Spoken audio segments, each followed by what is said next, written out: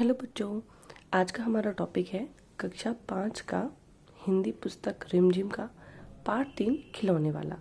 ये कविता है तो इसे हम लय में गाएंगे। वह देखो माँ, आज खिलौने वाला फिर से आया है, कई तरह के सुंदर सुंदर नए खिलौने लाया है। हरा हरा तोता पिंजरे में, गेंद 1 पैसे वाली, छोटी सी मोटर गाड़ी है सर सर सर चलने वाली। इसमें बच्चा अपनी माँ से बोलता है कि माँ देखो खिलौने वाला आया है, और उसके बाद बहुत सारे सुंदर सुंदर खिलौने हैं, नए नए खिलौने हैं। हरा तोता है जो पिंजरे में है, गेंद भी है जो 1 पैसे में आती है, छोटी सी मोटर गाड़ी है जो सर सर करके चलती भी है, सीटी भी है कई तरह की सुंदर खेल, चाबी भर देने से भक भक करती चलने वाली रेल। कि सीटी, उसके पास भी सीटी भी कई तरीके की है। जो बच्चे सीटी बजाते हैं उन्हें पता होगा कि बहुत अलग अलग तरीके की सीटी मिलती है। कई तरह के सुंदर खेल भी हैं। अगर चाबी भर दे तो भग भग करके चलने वाली रेलगाड़ी भी उसके पास है। तो माँ, मुझे इनमें से कोई भी एक चीज़ दिला दो। अब अगले उसमें बच्चा क्या कहना चाहता है, गुड़िया भी है बहुत भली सी, पहनी कानों में बाली। जो उसके पास गुड़िया है, ये रही देखो, इसके कानों में बाली भी है। गुड़िया भी है बहुत भली सी, पहने कानों में बाली, छोटा सा टी सेट है, छोटे छोटे हैं लोटा थाली। उसके पास एक छोटा सा टी सेट है, मम्मा वो मुझे दिला दो, उसके अंदर छोटा सा लोटा है, छोटी सी थाली है, छोटे छोटे धनुष बाण है छोटी छोटी तलवार। उसके पास छोटे धनुष बाण है ताकि छोटे बच्चे उसके साथ खेल सके। छोटी छोटी तलवार है जिसे छोटे बच्चे लेकर बहुत खुश हो जाते हैं। नए खिलौने ले लो भैया, जोर जोर से रहा पुकार। वो जोर जोर से आवाज़ लगा रहा है नए भैया कि भैया नए नए खिलौने ले लो। ये देखो ज आप सबको पता होगा, ये नुक्ता वाला ज है। इसको हम प्रोनाउंस करते हैं ज, लेकिन हम जब इसके अंदर नुक्ता लग जाता है तो हम इसको प्रोनाउंस करते हैं ज। इसका उच्चारण हम करते हैं ज, और ये होता है ज। मन्नू ने गुड़िया ले ली है, मोहन ने मोटर गाड़ी, मचल मचल सरला कहती है माँ से लेने को साड़ी। मन्नू जो है उसने गुड़िया ले ली, मोहन ने मोटर गाड़ी ले ली। अब सरला अपनी माँ से क्या कहती है कि मुझे साड़ी दे दो ताकि मैं उसके अंदर मम्मी वाला खेल खेल सकूं। कभी खिलौने वाला भी माँ क्या साड़ी ले आता है। अब उसकी माँ जो है वो अपनी माँ से पूछती है कि कभी खिलौने वाला भी कोई साड़ी लेकर आता है। साड़ी वो कपड़े वाला कभी कभी दे जाता है, कि जो कपड़े वाला होता है वो कभी कभी साड़ी दे जाता है। इसमें अब बच्चों की मनुहार देखिए, बच्चे कितने छोटे से होते हैं और कितनी अच्छी अच्छी बातें करते हैं कि मुझे टी सेट भी ले दो, मुझे गुड़िया भी ले दो, मेरे को भक भक करने वाली ट्रेन भी दे दो, गाड़ी दे दो, बैलून भी है उसके पास, गुब्बारे हैं, मेरे को छोटा सा टी सेट दे दो जिसके अंदर लोटा थाली है। तो ये सब बच्चे उसके अपनी माँ से रिक्वेस्ट कर रहे हैं, अपने अनुरोध कर रहे हैं कि इस खिलौने वाले से मुझे ये सब कुछ लेकर दे दीजिए। अम्मा तुमने तो ला करके मुझे दे दिए पैसे 4। वो अपनी मम्मा से कहता है कि मम्मा आपने तो मुझे सिर्फ 4 पैसे दे दिए, कौन खिलौना लेता हूँ मैं, तुम भी मन में करो विचार। अभी आप भी सोचो और मुझे ये सलाह दो कि मैं कौन सा खिलौना ले लूँ। तुम सोचोगी मैं ले लूँगा तोता बिल्ली मोटर रेल, पर माँ ये मैं कभी ना लूँगा, ये तो है बच्चों के खेल। वो कहता है माँ, आप तो ये सोचोगे कि मैं तोता बिल्ली मोटर रेल ये सब ले लूँ, लेकिन माँ ये मैं कभी नहीं लूँगा क्योंकि ये बच्चों के खेल हैं। मैं तलवार खरीदूंगा माँ, या मैं लूँगा तीर कमार, जंगल में जा किसी ताड़िका को मारूंगा राम समान। कि माँ मैं कोई तलवार खरीदूंगा या कोई तीर कमान खरीदूंगा जो मैं जंगल में जाके किसी ताड़का समान, ताड़का जो थी एक राक्षसनी थी, उनको मैं उसी समान किसी को मैं मारूंगा जैसे राम जी ने उनको मारा था। तपसी यज्ञ करेंगे असुरों को मैं मार भगाऊंगा, यूं ही कुछ दिन करते करते रामचंद्र बन जाऊंगा।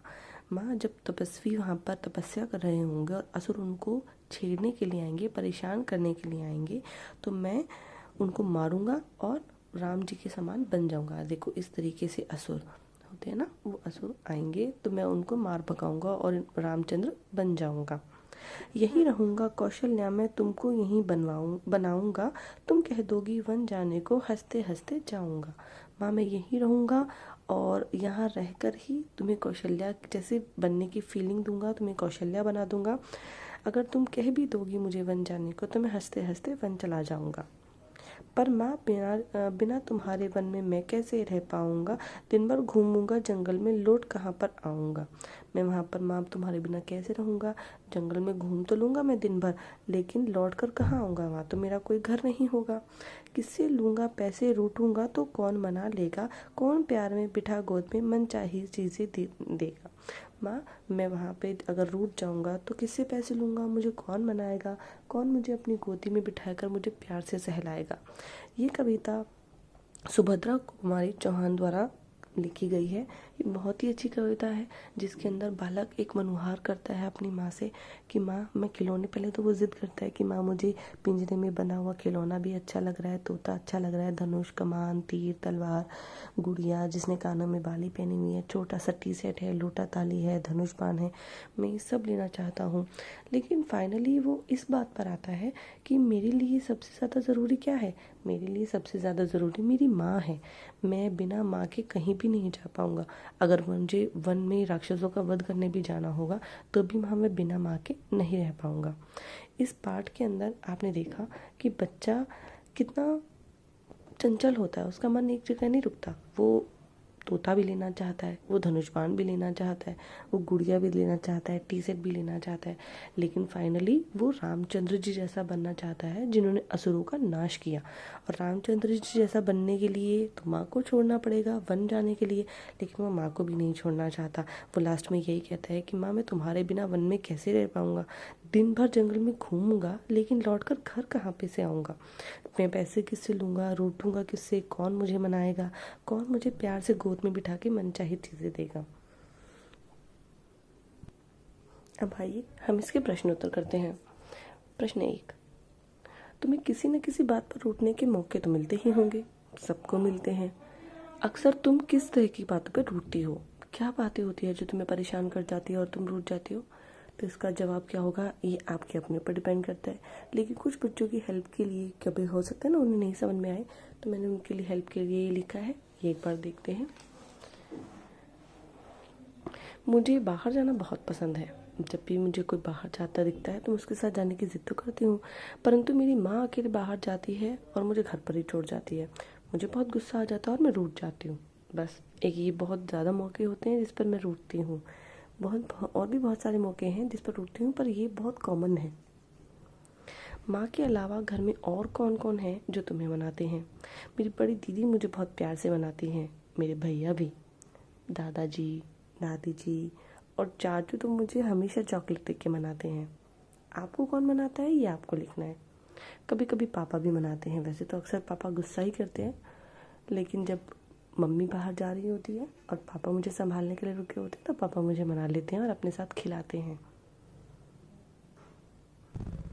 अब अगला प्रश्न है, हम ऐसे कई त्योहार मनाते हैं जो बुराई पर अच्छाई की जीत पर बल देते हैं। ऐसे त्योहारों के बारे में और उनसे जुड़ी कहानियों के बारे में पता करके कक्षा में सुनाइए। अब आपको तो पता ही है हिंदू धर्म त्योहारों का धर्म है। यहाँ पर कितने त्योहार मनाए जाते हैं और लगभग सभी धर्म इसी बात पर फोकस करते हैं, बल देते हैं कि हमेशा बुराई पर अच्छाई की ही जीत होती है। तो इनमें मुख्य क्या है, इनमें है दशहरा। हिंदू धर्म में अनेक त्योहार मनाए जाते हैं। दशहरा, दीपावली, होली आदि बुराई पर अच्छाई की जीत पर बल देते हैं। आपने तो देखा ही था कि कैसे श्री राम ने रावण का वध करके, रावण को मार कर उसका वध करके वापस अपनी सीता को प्राप्त किया और दिवाली वाले दिन अपनी अयोध्या वापस लौटे वनवास खत्म करके। होलिका पे आपको पता ही है कि होलिका पे कैसे उसको पुत्र प्रहलाद को जलाने के लिए होलिका अग्नि में बैठ गई थी, लेकिन उसकी बुराई इतनी हावी हो गई थी कि अग्नि ने उसे ही जला दिया और प्रहलाद को छोड़ दिया। तो अब अगला क्वेश्चन और भी आसान है जो आप देखेंगे। तुमने रामलीला के जरिए या फिर किसी कहानी के जरिए रामचंद्र जी को जाना और समझा। अब आपको ये लिखना है कि उनकी कौन सी बातें आपको अच्छी लगी। वो बहुत ही आदर करते थे अपने माता पिता का, उनकी बात मानते थे, उनके किसी भी कहने को नहीं टालते थे, कभी झूठ नहीं बोलते थे। और उनके पिता ने एक ही बार उनको कहा कि तुम वन चले जाओ और उन्होंने एक ही बार बिना कोई सवाल किए वो वन चले गए। तो ये सब बातें आपको खुद से लिखनी है। प्रश्न 4, नीचे दिए गए भाव कविता में जिन पंक्तियों में आए हैं उन्हें छाटिए। खिलौने वाला साड़ी नहीं बेचता, जब वो गुड़िया कहती है, हमको ये लिखना है। मचल मचल सरला कहती है माँ से लेने को साड़ी, कभी खिलौने वाला भी माँ क्या ले आता है साड़ी। अब वो यही बोलती है, इसका यही वो पंक्ति है जिसमें वो बोलना चाहती है कि खिलौने वाला साड़ी नहीं बेचता। खिलौने वाला बच्चों को खिलौना लेने की आवाज़ें लगा रहा है, बुला रहा है। इसको भी आपको कविता से ढूंढना है। मुझे कौन सा खिलौना लेना चाहिए, उसको उसकी माँ की सलाह चाहिए। ये आपको याद है जब वो पूछता है कि माँ तुम्हें बताओ मैं कौन खिलौना लूँगा, मुझे दे दिए पैसे 4, कौन खिलौना लेता हूँ मैं, तुम भी करो मन में विचार। तो इस लाइन में वो ये बोलना चाहता है कि आप जानना चाहते हो कि मैं कौन सा खिलौना लूँगा। वो माँ की सलाह जानना चाहता है। माँ के बिना कौन मनाएगा और कौन गोद में बिठाएगा। ये भी उसने आपने देखा होगा कि ये यहाँ पे बोलता है, इस लाइनों में बोलता है, पर माँ बिना तुम्हारे वन में मैं कैसे रह पाऊँगा, दिन भर घूमूंगा जंगल में, लौट कहाँ पे आऊँगा, किससे लूँगा पैसे, रूठूंगा तो कौन मना लेगा, कौन प्यार से बिठा गोद में मन चाहे चीज़ें देगा। तो ये वो कविता की पंक्तियाँ हैं। उसके बाद है, ये अब आप खुद बोलकर बताएंगे, मूंगफली ले लो मूंगफली, गरम करारी टाइम पास मूंगफली। फेरी वाले ऐसे आवाज़ें लगाते हैं ना, तो बहुत सारे फेरी वाले आते हैं, कभी आम लेने वाला आता है, कभी टमाटर बेचने वाला आता है। तो इसकी आवाज़ें निकालिए कि कौन कैसे बोलता है। अब तो शायद कम हो गई, पहले फालसे वाला आता था, बहुत अच्छी अच्छी उसके साथ कोटेशंस बहुत अच्छी अच्छी बोलते हैं। फालसे ले लो, रस से भरे मीठे फालसे। तो ये सब कुछ बोलो, कोशिश करो और फिर मुझे बताओ। Thank you.